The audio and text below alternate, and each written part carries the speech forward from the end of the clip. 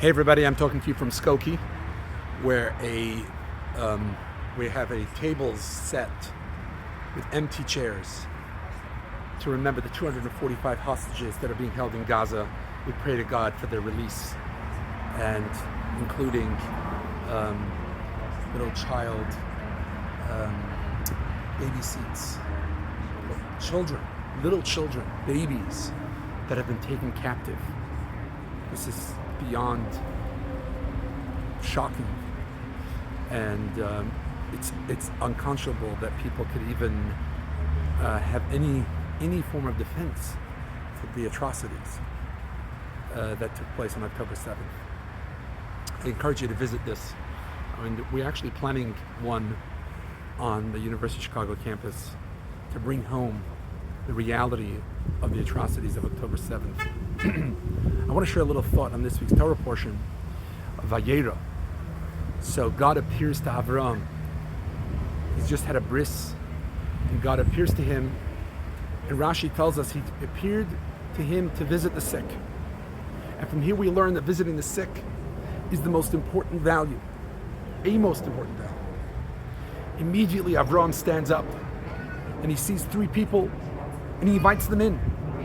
And from here, our rabbis teach us that inviting guests is even more important than greeting the divine.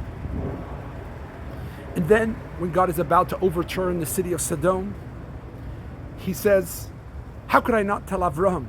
Avraham has taught his children kindness and to be just.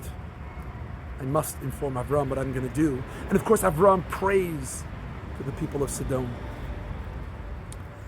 And then we have the Akeida. God tells Avraham to take his son, Yitzchak, to offer him as an offering. And he does it with alacrity. Wakes up in the morning, and he goes, and he brings him up, and as he's about to slaughter him, God says, stop, do not touch the young boy. Not such a young boy, actually, he's 37 years old. Do not touch him. And God tells him, you did good. You didn't withhold him from me. I've always found the Akeida a little troubling. We have Avram defending the people of Sodom, that there might be some righteous people there. We have God visiting Avram who's sick. Avram welcoming guests. And then to offer his son as a sacrifice. So of course, we understand that Avram was willing to have self-sacrifice. He was willing to throw away everything he believed in.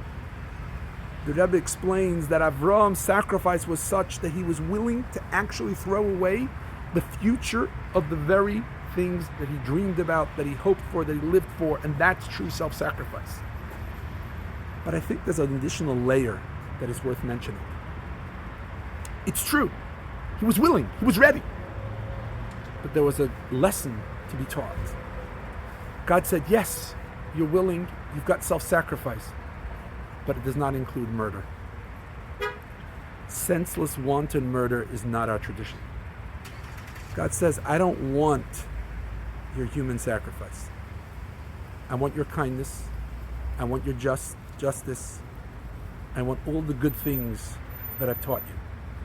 But that does not include human sacrifice. It does not include senseless, wanton murder. As Jews, we live to live. We don't live to die.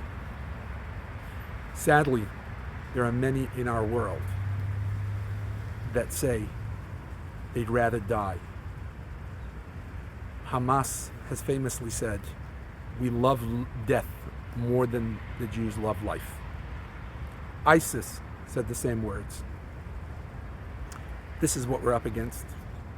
This is what we need to eradicate from our societies.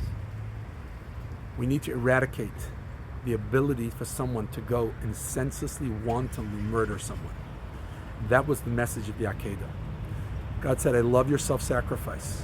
You're willing to do everything for me. What I don't want you to do is kill someone just for me. That is one of the messages. This Saturday night, we will be having a pizza havdalah, and we have a very special guest, Rabbi Yitzchak Wolf, Actually, the dean of my children's school just took a trip to Israel. He visited with families of the hostages. He's visited with refugees from the southern communities. He visited with the soldiers, and he's going to come and join us on Saturday night to tell us what is it like over there, what's the morale, what's going on, how are people feeling, and how can we as a community really take this and help and find courage and faith. I look forward to seeing you 7:30 p.m. tomorrow night. Good Shabbos.